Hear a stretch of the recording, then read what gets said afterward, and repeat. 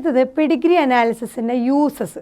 എന്തിനാണ് നമ്മൾ ഈ പെഡിഗ്രി അനാലിസിസ് പഠിക്കുന്നത്? എന്താണ് ഇതിൻ്റെ കൂടെയുള്ള ഗുണങ്ങൾ? നമ്മൾ നേരത്തെ പറഞ്ഞതാണ്, ഒന്നുകൂടി സമ്മപ്പ് ചെയ്യാണ്. First use, it is a strong tool in human genetics. Human ജെനറ്റിക്സിലെ ഏറ്റവും നല്ലൊരു ടൂളാണ് ഈ പറഞ്ഞ പെഡിഗ്രി അനാലിസിസ്.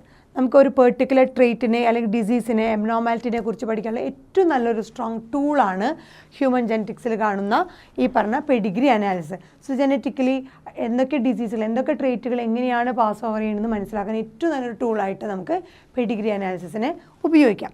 രണ്ടാമത്, to trace the inheritance of specific trait.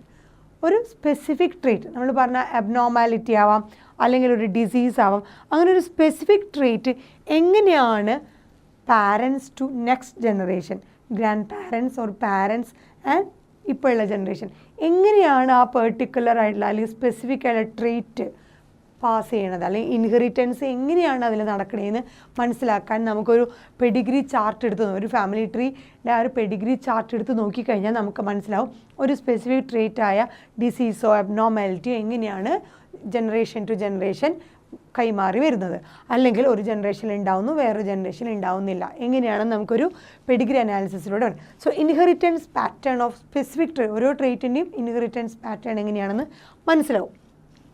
മൂന്നാമത്തത്, to trace abnormality or disease.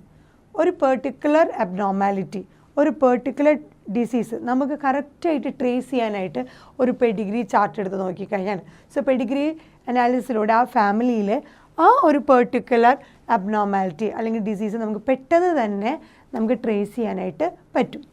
അടുത്തത് എന്തിനു വേണ്ടിയിട്ടാണ് നോക്കി, to help genetic counsellors to advise couples worried of the possibility of having genetically defective children.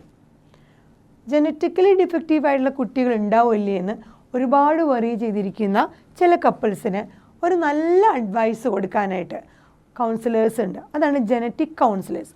So genetic കൗൺസിലേഴ്സിന് ഈ Pedigree chart അല്ലെങ്കിൽ Pedigree അനാലിസിലൂടെ കറക്റ്റായിട്ട് കപ്പിൾസിന് advice ചെയ്യാൻ പറ്റും. എന്തിനെ പറ്റി? Possibility of having genetically defective children. ഒരു ഡിഫക്റ്റീവ് ചിൽഡ്രൻ ആ ഫാമിലിയിൽ ഉണ്ടാവാനുള്ള പോസിബിലിറ്റി, സാധ്യത കറക്റ്റായിട്ട് പറഞ്ഞു കൊടുക്കാനായിട്ട്, അഡ്വൈസ് ചെയ്യാനായിട്ട്, കപ്പിൾസിന് അഡ്വൈസ് ചെയ്യാനായിട്ട് ഒരു ജനറ്റിക് കൗൺസിലറിനെ സഹായിക്കുന്നത് എന്താണ്? ഈ പെഡിഗ്രി അനാലിസിസ് അല്ലെങ്കിൽ പെഡിഗ്രി ചാർട്ടാണ്. എങ്ങനെയുള്ള സമയത്ത് when it is known that such a defect runs in their family. ഒരു പെർട്ടിക്കുലർ ട്രെയ്റ്റ് അല്ലെങ്കിൽ പെർട്ടിക്കുലർ അബ്നോർമാലിറ്റി അല്ലെങ്കിൽ ഡിസീസ് ആ ഫാമിലിയിൽ ഉണ്ടെന്നുണ്ടെങ്കിൽ ആ ഡിസീസ് ഇപ്പോൾ ഉള്ള ജനറേഷനിലേക്ക് എത്രമാത്രം അത് ഉണ്ടാവാനുള്ള സാധ്യത, അല്ലെങ്കിൽ ഒരു ജനറ്റിക്കലി ഡിഫക്റ്റ് ഉള്ള ഒരു കുട്ടി ജനിക്കാനുള്ള സാധ്യത എത്രമാത്രം ഉണ്ടെന്ന് കറക്റ്റായിട്ട് പറഞ്ഞു കൊടുക്കാൻ, അഡ്വൈസ് ചെയ്യാനായിട്ട് ഒരു ജനറ്റിക് കൗൺസിലറിന് ഈ പെഡിഗ്രി അനാലിസിസിലൂടെ സാധിക്കും. അതുകൊണ്ടാണ് നമ്മൾ റിലേറ്റീവ്സ് തമ്മിലുള്ള മാരേജ് ഒരിക്കലും പാടില്ല എന്ന് ജനറ്റിക്സിൻ്റെ ആ ഒരു വ്യൂ പോയിന്റിൽ പറയുന്നത്. സോ ഹ്യൂമൻ ജനറ്റിക്സിൽ പറയുമ്പോൾ ആ റിലേറ്റീവ്സ് തമ്മിൽ മാരി ചെയ്ത് കഴിഞ്ഞാൽ അവരുടെ ബാക്ക്ഗ്രൗണ്ടിലുള്ള, അവരുടെ ആ ഫാമിലി ട്രീയിലുള്ള റെസസീവായിട്ടുള്ള ചില ജീനുകൾ, ആ റെസസീവ് ജീനുകളൊക്കെ ഒരുമിച്ച് വന്ന് ആ പെർട്ടിക്കുലർ ഫിനോടൈപ്പ് എക്സ്പ്രസ്ഡ് ആവാനും അതുപോലൊരു ഡിസീസ് കാണാനും സാധ്യതയുണ്ട്. നമ്മൾ നേരത്തെ പറഞ്ഞ ഓട്ടോസോമൽ ഡോമിനൻറ്റ് ട്രീറ്റ് അല്ലെങ്കിൽ ഓട്ടോസോമൽ റെസസീവ് ട്രീറ്റുകളൊക്കെ ഈ പറഞ്ഞ സെയിം ഫാമിലിയിലാണെങ്കിൽ ഇവർ തമ്മിൽ കമ്പൈൻ ചെയ്ത് ഈ റെസസീവ് ട്രീറ്റുകളായാലും ഡോമിനൻറ്റ് ട്രീറ്റുകൾ കറക്റ്റായിട്ട് ആ ജനറേഷനിൽ എക്സ്പ്രസ് ആവാനുള്ള പോസിബിലിറ്റി വളരെയധികം കൂടുതലാണ്.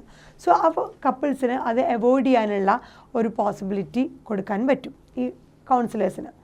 സോ ഇത്രയൊക്കെയാണ് പെഡിഗ്രി അനാലിസിസിൻ്റെ കോമൺ ആയിട്ട് നമ്മൾ പറയുന്ന അഡ്വാൻറ്റേജ് അഥവാ യൂസസ്.